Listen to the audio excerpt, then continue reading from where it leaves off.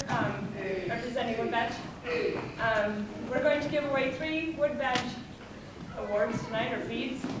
And it will have Scott come forward, and Jeff, and Brett.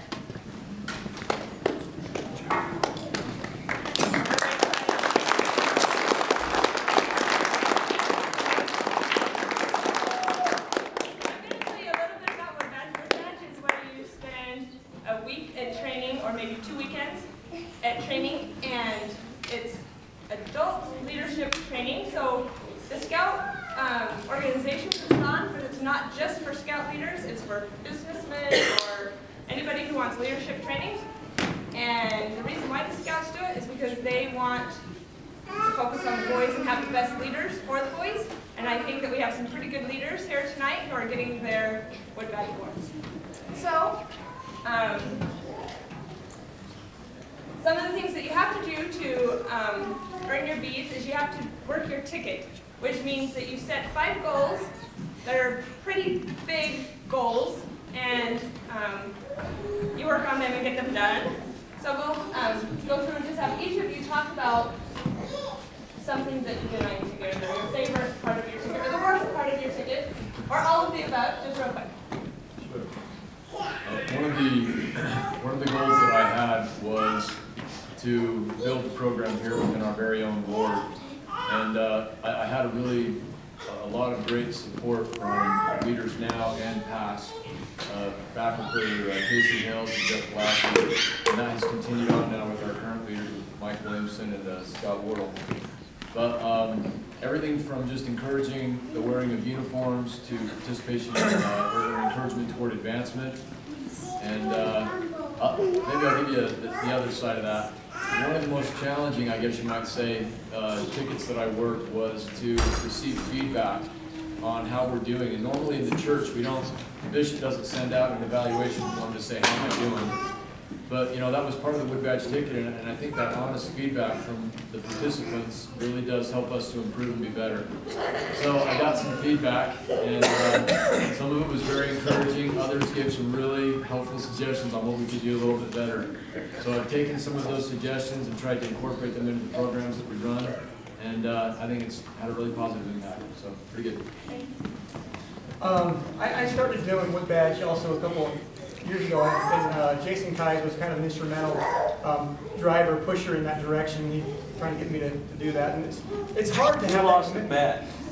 Yeah, I lost the bet. Dad, what was that?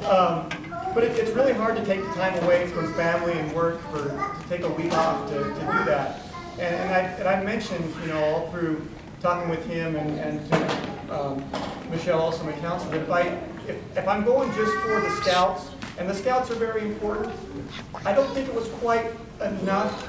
It has to benefit my family as well, and that's one of the tickets I had as well, is to not only benefit the Scout troop, but my own individual families. They kind of go hand in hand. The kind of things that I had in my ticket were to kind of help recognize the achievements of the boys in the ward, and also the kids in my family and my family as well. So one of the things that we did was put up on the wall in there a list of each of the boys that have got their Eagles, and also how they're progressing towards getting their Eagle. Also at my own house, I try to recognize the achievements of my own family members as well. If they have some sort of award in Taekwondo or dance or something, I want to hang it up and make a big deal about it. It's important to recognize the achievements of each individual kids in your family or in your ward. So that's a couple of things that I did. And also, one of the things I thought was really important, one of my tickets was to make sure that each of the Scouts have a Scoutmasters Conference at least every year. Obviously, we want to try to do it more often before every rank advancement. We want them advancing every few months. But for those that aren't quite advancing, I think still having, and this works for parents as well, sitting down with your kids one-on-one and just going over their goals and their aspirations and their likes and dislikes, I think is a critical part of scouting and just being a parent in general. And that was a key important part of my ticket as well. So I guess like my favorite ticket was actually doing a year map of the scouting process that we have for the 11-year-olds. I loved it. It made my job a lot easier because I like things a little bit more organized, and that way I don't really have to stress so much about what's going on Now I have to redo the whole process because we're changing things around. But it's one of my favorite things and one of my favorite tickets. The rest of them, I don't want to have like PTSD or anything and flashback to having to deal with those tickets. So we'll just stop with that one. Thank you. As you can tell, they've worked really hard, not only with your boys, but in their families, and just to make themselves better leaders. And we appreciate that. Let's give them a round.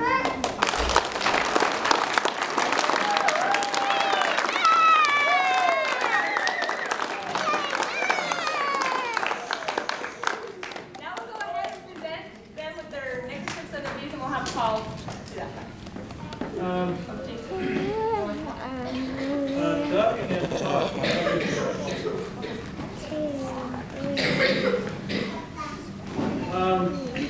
One of the things that's obvious about, or that's visible about Woodbadge at this point is the neckerchief. The neckerchief they have on now is the design is the McLaren tartan, and that came from 1919. In 1919, when Woodbadge started, Mr. McLaren bought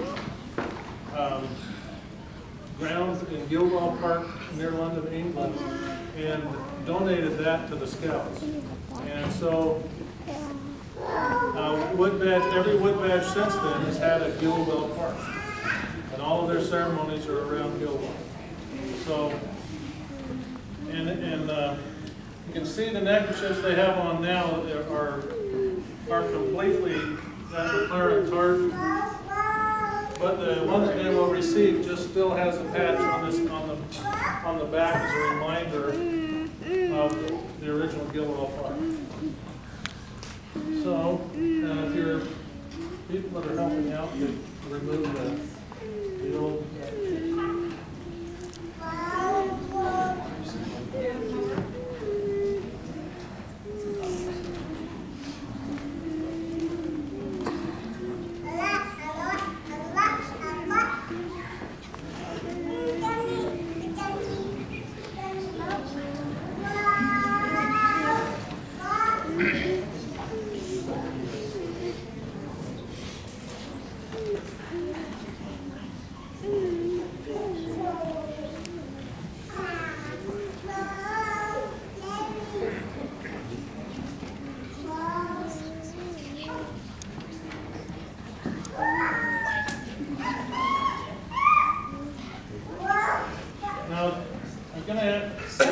Now, they also have a little leather neckerchief slide that has no end to it.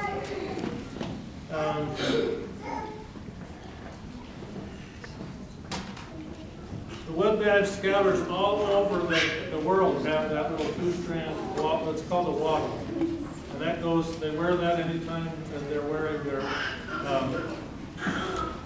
neckerchief. Yeah, but I'm going to have you hold off on that because the beads actually are the high point, but the beads normally will end up going on first. And I took those out of order because they're the high point. Woodbadge is actually named after the wood badge, the beads. And they're worn on a leather thong around the neck and are replicas of a bead necklace that Baden Powell obtained in 1818 while he was serving in the military. And when they were looking for suitable recognition with that first Woodbadge course in 1919, that the necklace with